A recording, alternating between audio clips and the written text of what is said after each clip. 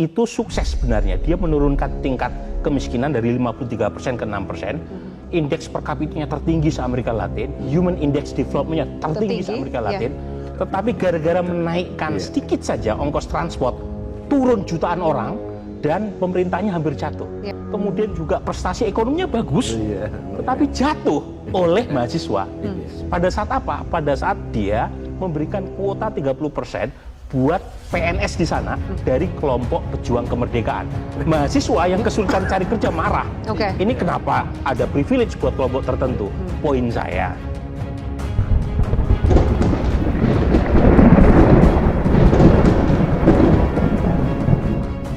Assalamualaikum warahmatullahi wabarakatuh. Iwan Filah.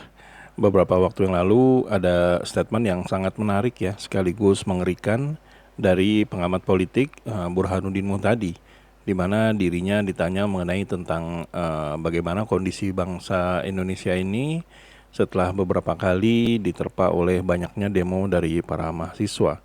Karena memang apa yang dilakukan oleh para anak-anak muda yang akan mengisi masa depan Indonesia ini menganggap bahwa banyak sekali hal-hal yang memang perlu diperbaiki sehingga mereka pada akhirnya turun ke jalan. Nah, hal ini dibaca oleh Burhanuddin Muhtadi menjadi sesuatu yang tidak bisa diremehkan, tidak bisa dilupakan begitu saja, karena memang ada berbagai macam hal atau kondisi yang hampir kurang lebih serupa yang dialami oleh bangsa-bangsa lain. Dan yang mengerikannya, ya bisa dikatakan bangsa-bangsa tersebut menjadi chaos dan menjadi kondisinya tidak stabil, baik dari segi ekonomi ataupun pertahanan. Nah, bagaimana statement selengkapnya dari Burhanuddin Muhtadi? Mari kita simak videonya berikut ini. Begini ya, kalau ditanya kepada opini publik, itu di antara sekian indikator yang relatif positif isu penegakan hukum malah. Masih lebih baik dibanding misalnya ekonomi atau politik ya. Karena begini, ketika ada pemberantasan korupsi yang melibatkan banyak sekali aparat atau pejabat pemerintah, itu di mata publik secara umum yang tidak se-expert Kang Asep, itu yang dipandang Pak Prabowo tegas nih dalam memberantas korupsi. Jadi memang ini soal perspektif aja, Prof Burhan, nanti. Jangan hanya omong-omong, ini soal perspektif. Tetapi kalau ditanya soal quick wins, memang ini tidak mudah karena akarnya itu soal ekonomi.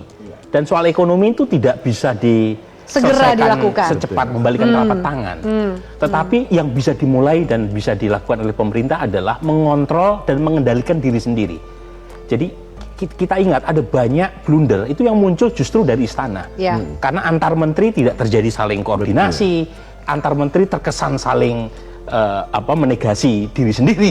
Ego sektoralnya terlihat lah gitu ya. Ego sektoral tinggi, termasuk misalnya jangan lupa soal efisiensi anggaran. Itu kan pernyataan antara Menteri Satrio yang direshuffle dengan Bu Sri Mulyani nggak sama. Artinya dari sisi komunikasi publik ada PR banyak sekali nih pemerintah. Dan itu bisa dimulai dari pemerintah sendiri dengan menciptakan satu komunikasi publik yang terstruktur, yang kredibel.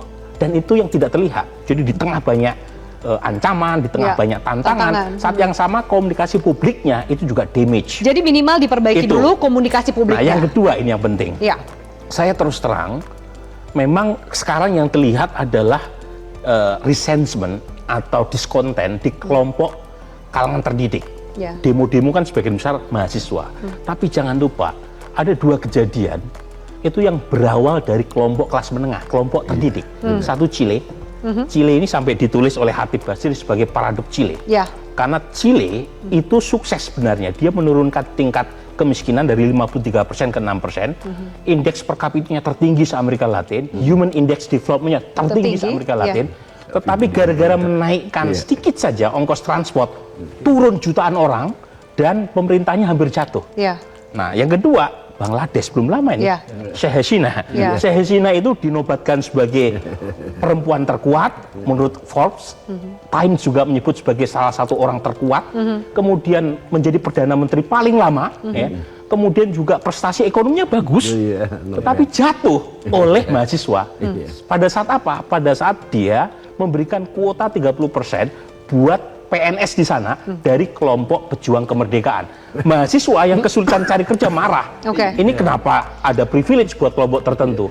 Poin saya, Ya, jangan sampai kejadian Chili dan Bangladesh terulang di sini. Oke. Dengan apa? Cepat merespon, terutama masalah ekonomi. Karena ini akarnya di sana. Ya, itulah tadi statement dari Bung Burhanuddin Muhtadi, di mana beliau menyatakan ada dua negara, yaitu Chili dan juga Bangladesh, yang mengatakan bahwa sebenarnya pemerintah dalam beberapa masa mereka menjabat itu hadir sesuatu yang sangat melegakan, ya, sangat memuaskan. Namun karena beberapa hal, diantaranya adalah ekonomi dan juga bahkan faktor dari komunikasi ke publik, maka akhirnya Chili itu hampir kerusuhan, bahkan pemerintahnya hampir jatuh. Begitu juga dengan Bangladesh, di mana bisa dikatakan Perdana Menterinya itu adalah salah satu penguasa yang cukup lama menjabati pimpinan tertinggi di negara tersebut. Namun karena lagi-lagi karena mahasiswa turun jalan dan juga yang menjadi faktor utamanya adalah masalah ekonomi, sehingga akhirnya masyarakat itu turun dan akhirnya jadi chaos sampai dengan akhirnya pemerintahannya dijatuhkan. Jadi inilah yang dikhawatirkan oleh Profesor Burhanuddin Muhtadi, di mana banyak sekali faktor-faktor yang menjadi penyebab bahwa suatu negara itu akan bisa berantakan. Di antaranya yang seperti yang dikatakan oleh Profesor Burhanuddin Muhtadi, yaitu masalah komunikasi politik, yaitu komunikasi yang bisa dikatakan yang menjadi sekarang yang menjadi sorotan itu adalah kepala PCO, kepala juru bicara dari kepresidenan. Siapa lagi kalau bukan Hasan Nasbi. Nah, bisa dibilang Hasan Nasbi ini menjadi sosok yang sekarang menjadi perhatian banyak orang karena memang statementnya yang cukup kontroversi, terutama dalam hal pada saat ditanya oleh wartawan mengenai adanya teror yang dialami oleh jurnalis Tempo. Nah, hal-hal inilah yang bisa dikatakan walaupun kesannya kecil, tapi bisa menjadi penyebab kemarahan dari masyarakat. Dan tentu saja yang menjadi faktor utamanya adalah ekonomi.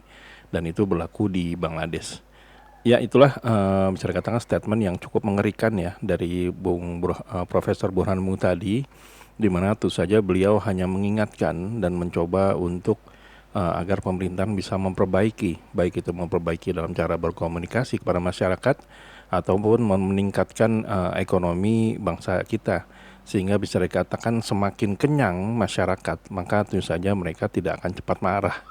Beda dengannya di mana-mana misalnya ada kelaparan, di mana faktor-faktor hal-hal yang terutama dengan perut itu ya bisa menjadi penyebab suatu kemarahan dan emosi di publik.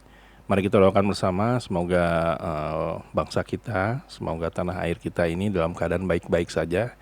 Dan juga kita doakan semoga pemerintah bisa terus melayani masyarakat, melayani kita semua dengan jauh lebih baik, terutama juga dengan cara berkomunikasi yang bisa diperbaiki agar kita semua menjadi tenang dan nyaman gitu loh.